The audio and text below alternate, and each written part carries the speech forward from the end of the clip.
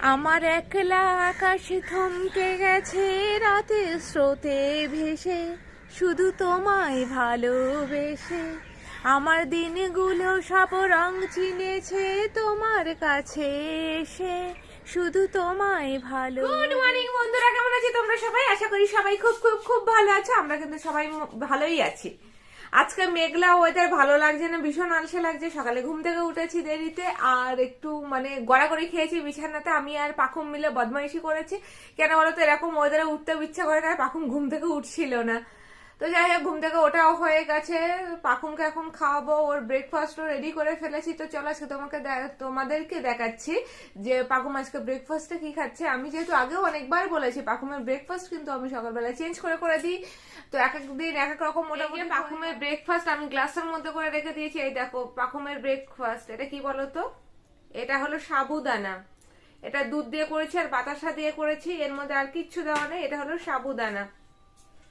তো পাখুমের আজকে ব্রেকফাস্ট এটা। ওই তো পাখুম চলে এসছে আমার চন্তা বাবা। পাপা গুড মর্নিং বলো সবাইকে। Good morning guys, have a nice day. পাখুমের কিন্তু মেঘলা ওয়েদারে ওর খুব মজা। কেন বলতো, ও প্রচুর সময় ঘুমাতে পারে আর বদমাইশি করতে পারে।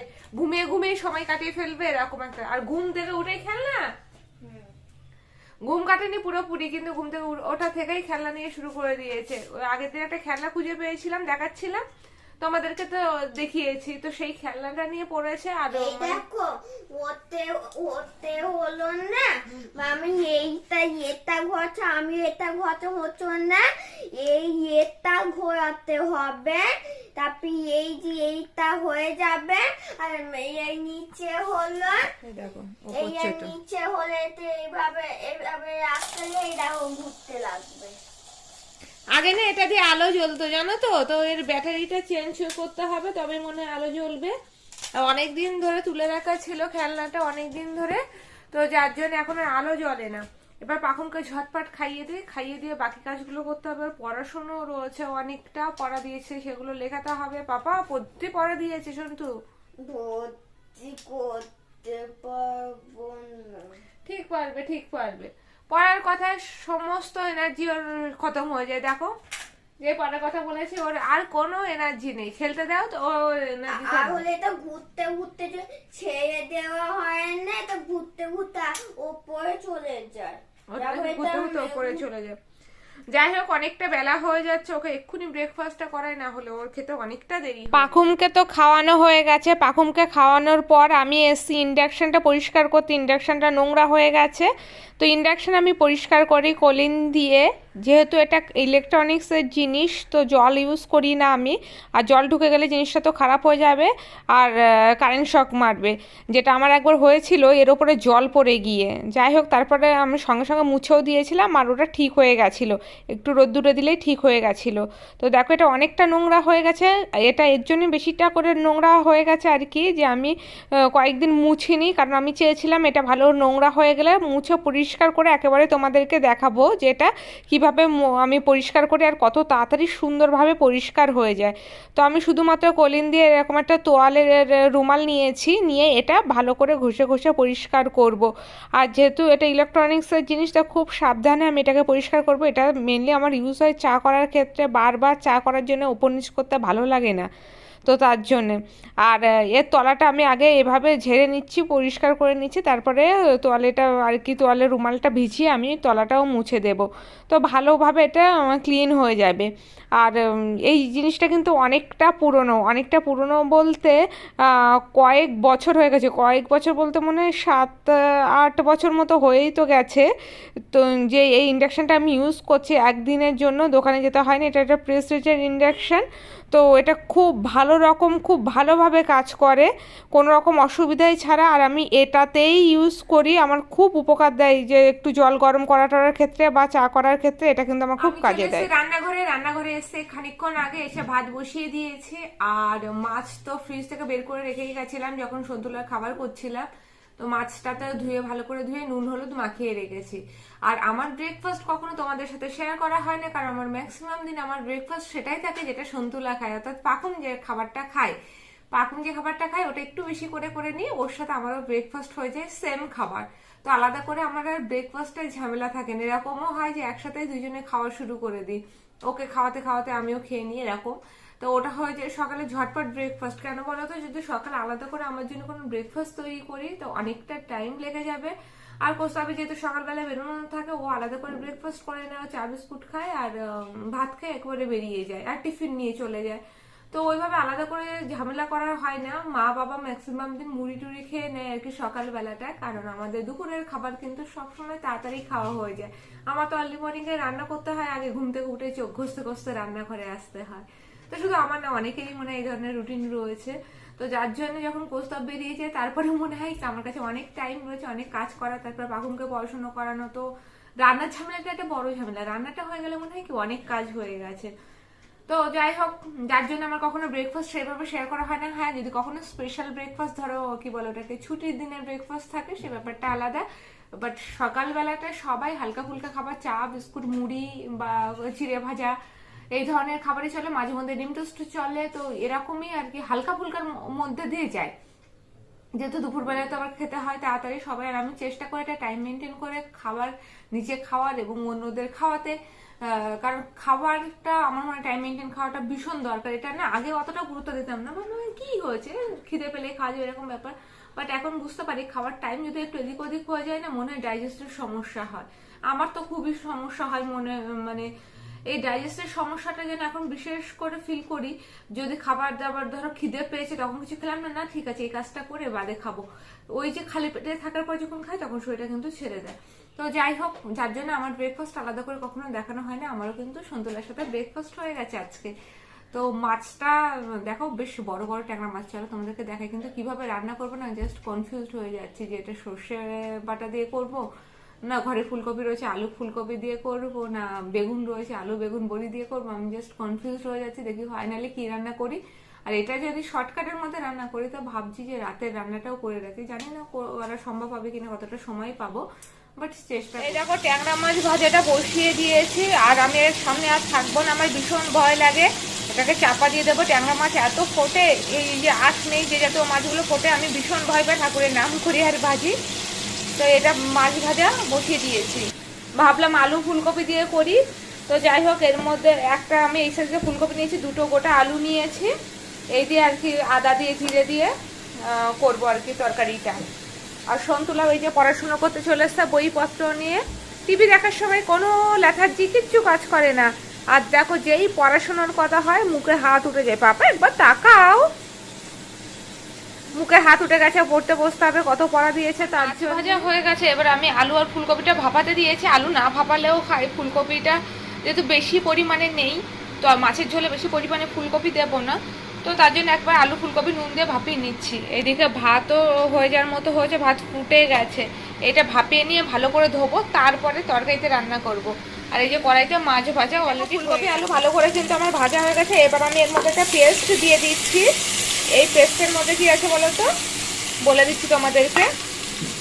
এই পেস্টে আছে জিরে গুঁড়ো আছে, ধনে গুঁড়ো আছে, আদার কুচি রয়েছে, কাশ্মীরি লঙ্কার গুঁড়ো, হলুদ গুঁড়ো, আর টমেটো আমি কুচি করে দিয়েছি। এবার এটাকে এই সাইডটাতে একটু কষিয়ে নেব ভালো করে। আর যেহেতু এটা নিরামিষ বলছি, আদা পেঁয়াজ রসুন ছাড়া, সরি রসুন আর পেঁয়াজ ছাড়া তো সেই গন্ধটা হবে না, তাই একসাথে কষানো যেতেই পারে। আজ আমি এই সাইডটাতে এরকম করে নিচ্ছি, তারপরে এইগুলোর সাথে মিশিয়ে দিচ্ছি। এবার যখন তেল ছেড়ে দেবে পুরোপুরি কষানো হয়ে যাবে। আর কাঁচা লঙ্কা আমি এর মধ্যে দিয়ে দিয়েছি, এই দেখো কাঁচা লঙ্কা আমি এর মধ্যে দিয়ে দিয়েছি। তারপরে আমি এর মধ্যে জল দেবো, আর এগুলো যখন ভালো করে সেদ্ধ হয়ে যাবে তখন এর মধ্যে দিয়ে দেবো সামান্য পরিমাণে চিনি, আর কি বলে মাছটা দেবো, দিয়ে চাপা দিয়ে দেবো। এর মধ্যে পরিমাণ মতো আমি নুনও দিয়ে দিয়েছি। তো ভালো করে কষিয়ে আমি মাছের ঝোলটা করে করবো। তার জন্য এই শিমগুলো দেখলাম যথেষ্ট টাটকা রয়েছে, গতকালই আনা, তো শিমের পাতুরি করব এই পরিমাণ শিম দিয়ে। তো তার জন্য আমি এখানে কিসের পেস্ট করে রেখেছি বলো তো, এটা হলো সর্ষে আর পোস্ত আর সাদা তিলের পেস্ট করে রেখে দিয়েছি, এটা দিয়ে করবো। আর টমেটো দেবো আর লঙ্কা দেবো, লঙ্কা আলাদাভাবে পেস্ট করে নিই, তাহলে পাকুন খেতে পারবে না। ব্রোকলিটাও নিয়ে আসা রয়েছে বলে এরকম হয়ে যাচ্ছে। এটাকে আজকেই রান্না করতে হবে, এটা রাতের তরকারি করব ব্রোকলিটা। আর ইচ্ছা আছে এই যে ডাটাগুলো আছে এটা দিয়ে একটা চচ্চড়ি করব, এটা দিয়ে কুমড়ো দিয়ে শিম দিয়ে আলু দিয়ে বেগুন দিয়ে একটা চচ্চড়ি করব। কপির ডাটা কিন্তু খেতে খুবই ভালো লাগে, শুধুমাত্র ব্রোকলির ডাটা না, এর সাথে যে আমি কপিটা কেটেছি মাছের ঝোলে দিয়েছি এই ডাটাটাও আমি দিয়ে দেবো। এটা সত্যি খুব টেস্টি হয় খেতে, খুব ভালো লাগে। আমার তো খুব মজা হচ্ছে, ডাটা খাবো। পাকুম ডাটা চিবাতে ভালোবাসে, ওর নাকি খুব মজা হচ্ছে। আরে বস, ওটা ডাটা খাবো, ডাটাকে থুতু তৈরি করবে, যেখানে পাই থুতু তৈরি করবে, মিষ্টিও থুতু তৈরি করবে। ও থুতু তৈরি করা মানে কি জানো? ও থুতু তৈরি করা মানে গালে একটু করে রেখে দেবে, দিয়ে ওটার টেস্ট অনেকক্ষণ ধরে নেবে, সেটা হলো নাকি থুতু তৈরি করা। কেন থুতু করে আর ওটা ছিপা করে, ওই ছিপা থুতুটা আমি ওই মুখে রাখি আর ওই চিকেনটা ফেলে দিই মুখ থেকে। আচ্ছা, তাই অনেক টেস্টি লাগে। এই যে মাছের ঝোলে মাছটা দিয়ে দিয়েছি, মাছের ঝোলটা হয়ে যাওয়ার মতো হয়েছে, আমি এরকম ঝোলঝোলই করব। আর এখানে কড়াইতে আমি সর্ষে তেলের মধ্যে ফোড়ন দিয়েছি, হলো একটা শুকনো লঙ্কা ফোড়ন দিয়েছি, আর কি বলে কালো জিরে ফোড়ন দিয়েছি। এবার শিমের পাতুরিটা আমি করছি, দেখো কিভাবে ঝটপট। এবার শিমগুলোকে ভালো করে দেখে নিয়েছি, পোকা দেখে নিয়ে সেটা পোকা দেখতে হলে এরকম করে চোখের সামনে ধরলে বোঝা যায় পোকা আছে কিনা। তো আমি এই পরিমাণ শিম নিয়েছি শিমের পাতুরির জন্য। আর এখানে তো পেস্ট করে রেখেছি, এর মধ্যে নুনও আর হলুদ মিশিয়ে দিয়েছি। একটা টমেটো কুচিয়ে নিয়েছি, টমেটো কুচিয়ে দেবো। ধনেপাতা ঘরে নেই, একটু ধনেপাতা দিলে ভীষণ সুন্দর একটা ফ্লেভার হয়, ভালো একটা টেস্ট হয়। শিমটাকে আমি আগে ভালো করে ভেজে নেবো নুন দিয়ে, ভালো করে ভাজার পরে আমি এই পেস্টটা অ্যাড করব। শিমের পাতুরিটাও কিন্তু রেডি। আমি শিমটাকে ভালো করে ভাজা করে এর মধ্যে পেস্ট দিয়েছি, সর্ষে পোস্ত আর সাদা তিলের পেস্ট দিয়ে দিয়েছি, একটা টমেটো কুচি দিয়ে দিয়েছি, আর শুকনো লঙ্কা তো ফোড়নে দিয়েছিলাম, কাঁচা লঙ্কাও দিয়ে দিয়েছি, সামান্য পরিমাণে চিনি দিয়েছি। শিমগুলো সেদ্ধ হবে অথচ যাতে গলে গলে না যায় সেই পরিমাণে রান্না করতে হবে। তো দেখো গোটা গোটাই রয়েছে, শিমটা সেদ্ধও হয়ে গেছে। চাইলে এর ওপরে ধনেপাতা দিয়ে দিলে বেশি সুন্দর একটা গন্ধ হয়, ফ্লেভারটাও ভালো হয়, বা কাঁচা সর্ষের তেলও দেওয়া যেতে পারে। আমি কাঁচা সর্ষের তেল দেবো না, আমাদের ঘরে পছন্দ করে না বলে আমি এইভাবে এটাকে অফ করে দিচ্ছি। তো এই রান্নাটা হয়ে গেছে। ব্রোকলিটা কাটবো, ব্রোকলিটা আজকে রান্না করে ফেলতে হবে, না হলে এরপরে আর খাওয়ার অবস্থায় থাকবে না, সবুজটা লাল হয়ে যাচ্ছে। তো ব্রোকলিটা এবার রান্না করব। আমি রাতের তরকারিটা এখনই করে রাখছি, আজকে মানে রান্না করার মুড জেগেছে, যেহেতু ভেজা ভেজা ওয়েদার, বাইরের কাজকর্ম এক্সট্রা করে জলঘাটের কাজকর্ম কিছু করতে ইচ্ছা করছে না, তাই ভাবলাম আজকে রান্নাই করে যাই শুধু। তো মাছের ঝোল হয়ে গেছে, শিমের পাতুরি হয়ে গেছে, এবার রাতের তরকারিটা করছি। দেখো আমি এইভাবে ব্রোকলিটা ম্যাক্সিমাম টাইম রান্না করি, যেটা হলো এর মধ্যে ব্রোকলি দেওয়া রয়েছে, আলু দেওয়া রয়েছে, টমেটো কুচি আমি এর মধ্যে দিয়ে দিয়েছি, ঠিক আছে। ব্রোকলিটা কিন্তু আমি ভাপিয়ে নিয়েছি, আলুটাও তার সাথে একটুখানি ভাপিয়ে নিয়েছি। এবার আমি আস্তে আস্তে দেখো এর মধ্যে আমি মশলা অ্যাড করছি, দেবো পরিমাণ মতো নুন। রুটি দিয়ে যেহেতু বেশি নোনা তরকারি ভালো লাগে না, তাই একটু কম নুন হলেও ক্ষতি নেই, বাদে অ্যাডজাস্ট করে দেওয়া যাবে। নুন দিয়েছি পরিমাণ মতো। এবার দিচ্ছি হলুদ, এটা কুকারেও করা যায়, আমি এর মধ্যেই করলাম। হলুদ দিয়েছি, দিয়ে দিচ্ছি একটু কাশ্মীরি লঙ্কার গুঁড়ো, এটা খুব টেস্টি হয়, আর আমার মনে হয় কি সব পুষ্টিগুণ থাকলো এর মধ্যে। দিয়ে দিচ্ছি হলো এটা কি ধনে গুঁড়ো দিয়ে দিচ্ছি। এবার সব মশলাপাতি দিয়ে একসাথে বসিয়ে দেব। এটা খেতে সত্যি খুব টেস্টি হয়, আর রুটি দিয়ে খুব ভালো লাগে, গরম ভাতের সাথেও কিন্তু ভালো লাগে। এবার দিয়ে দিচ্ছি জিরে গুঁড়ো, দিয়ে দিচ্ছি কাঁচা লঙ্কা, একটা লঙ্কা ফাটিয়ে দিলাম, এই দুটো লঙ্কা ফাটিয়ে দিলাম, বাকি কাঁচা লঙ্কাগুলো গোটাই দিয়ে দিলাম। দিয়ে দেবো পরিমাণ মতো একটু চিনি, যাক বাবা চিনির চামচটা কোথায়, এই যে কয়েকটা দানা চিনি বলতে পারো। আর কি দেবো, দিয়ে দেবো তেল,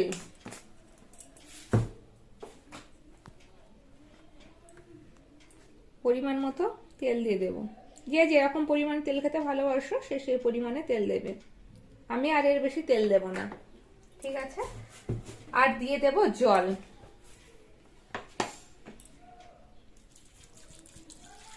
দিয়ে আমি এটাকে চাপা দিয়ে গ্যাসে বসিয়ে দিচ্ছি। আমি আর জল দেব না, দিয়ে এটা চাপা দিয়ে গ্যাসে বসিয়ে দেব। একবার এটা খুন্তি দিয়ে নেড়ে দেবো, দিয়ে গ্যাসে বসিয়ে এটা আমি বসিয়ে দিয়েছি, আমি একটু খুন্তি দিয়ে নাড়িয়ে দিয়েছি যাতে মশলাগুলো সব জায়গায় ভালো করে ছড়িয়ে যায়। এবার আমি এটাকে চাপা দিয়ে রেখে দেব। এটা 15 থেকে 20 মিনিটের মধ্যে রান্না হয়ে যাবে। আর প্রথমে ফ্লেমটা জ্বলে থাকবে জলটা ফোটা পর্যন্ত, তারপর ফ্লেম আমি লো ফ্লেমে দিয়ে রান্না করে নেব। ফাইনাল লুকস কেমন হচ্ছে অবশ্যই দেখো। এই পাশে আমি চচ্চড়িটা বসিয়ে দিয়েছি, আমি নুন হলুদ আর কাশ্মীরি লঙ্কার গুঁড়ো ওপরে ছড়িয়ে দিয়েছি। আর এটাতে আমি 5 ফোড়ন আর শুকনো লঙ্কা ফোড়ন দিয়েছি। যে ব্রোকলিতে রান্না করছি সে ব্রোকলির ডাঁটা দিয়ে, কুমড়ো দিয়ে, শিম দিয়ে, বেগুন দিয়ে, আলু দিয়ে, বিনস দিয়ে এই চচ্চড়িটা করছি। এই চচ্চড়িটা কিন্তু খুবই টেস্টি হবে। তো আজ আমি এটাকে একটু ভাজা ভাজা মতো করে নিচ্ছি, তারপরে একটু জল দিয়ে চাপা দিয়ে রাখবো, ভাপেই হয়ে যাবে এই চচ্চড়িটা। রান্না করতে করতে তো পাকুমের দিকেও খেয়াল রাখতে হবে, ওর খাওয়া দাওয়ার। তো আজকে আমি বেদানার রস করছি, দেখো কতটা সহজ প্রসেসে করছি। আমি কোনো রকম জুসার ইউজ করছি না, মিক্সার ইউজ করছি না, এইভাবে রসটা করে নিচ্ছি। বেদানাগুলোকে ছাড়িয়ে নিয়েছি, দেখো কালারটা কি ফাইন লাগছে না। এবার এরকম একটা জালি নিয়েছি, জালির মধ্যে বেদানাগুলোকে রেখে আমি হাত দিয়ে এরকম ঘষে ঘষে রস করে নেব। এতে দানাগুলো কিন্তু একটাও পড়বে না ভেতরে, রসটাও খুব ভালো হবে। আর হলে এই দেখো মাম্মা, আমার এই যে ছালগুলো আছে না বেদানা, ওইগুলো আমি খেয়ে নেবো? না না, তুমি তো তলায় যে রসটা পড়বে সেটা তো আমি এটা আঙুল দিয়ে আগে ঘষে ঘষে পুরো বেদানাটাকে এর মধ্যে থেকে দেখো তলায় রস পড়ছে, এই দেখো হচ্ছে রক্ত। এই বলতে আছে খানু নিয়ে দেখো। এবার আমার বেদানাগুলো কিন্তু বেশি বড় না, জানো তো, ছোট্ট ছোট্ট বেদানা, তবে খুব সুন্দর মিষ্টি আর খুব ভালো রস হয়। দানাগুলো এর ভেতরের আর কি, দানাগুলো বেশ ছোট ছোট।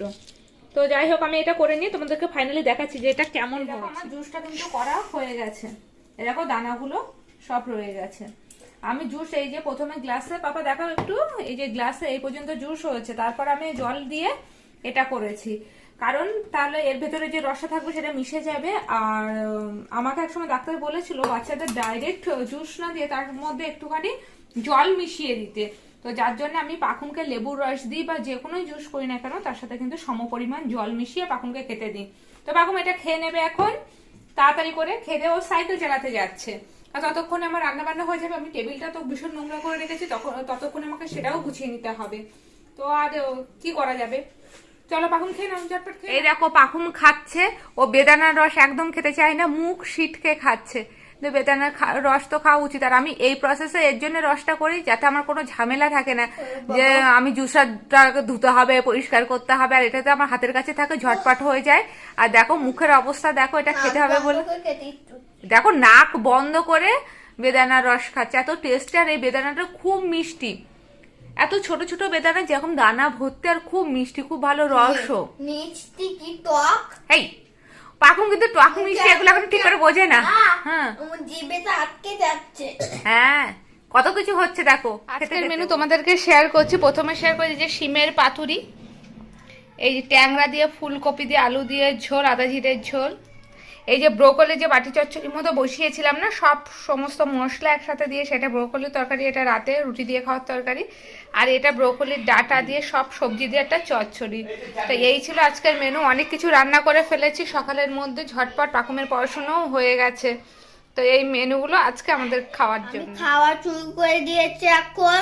আমার নেক্সট উইক থেকে না ওই আমি স্কুলও খুলে যাচ্ছে। আমি আজকে খাচ্ছি হলো ট্যাংরা মাছ আর হলো ভাতটা, তারপর ভাইয়া সব খাওয়া হয়ে গেলে আমি বাটিতে ওপরে নিয়ে ঘুগনি খেতে খেতে টিভি দেখবো। আর টিভি এখন দেখতে হবে না বাবা, ভাতটাও কি হয়েছে, ভাতটা টেস্টি হয়ে গেছিল। তারপরে আমরা একটু ছাদে এসেছি, কারণ অল্প অল্প না একটু রোদ্দুর দেখা দিয়েছিল। তো ভেবেছিলাম যে রোদ্দুর হবে, একটু যাই ছাদে যাই। ও মা, ছাদে আসার পরে দেখি কি আকাশ মেঘলা, ইভেন যেন গুড়ি গুড়ি করে বৃষ্টিও পড়ে যাচ্ছে। আরে দেখো পাখুম কি করেছে, আমার চাদরটা নিয়ে এসছে তলা থেকে, নিয়ে এসে এই যে চাদর মুড়ি দিয়ে বসাচ্ছে। বাবা তো মুখ কোথায়, পড়ে যাবি পড়ে যাবি।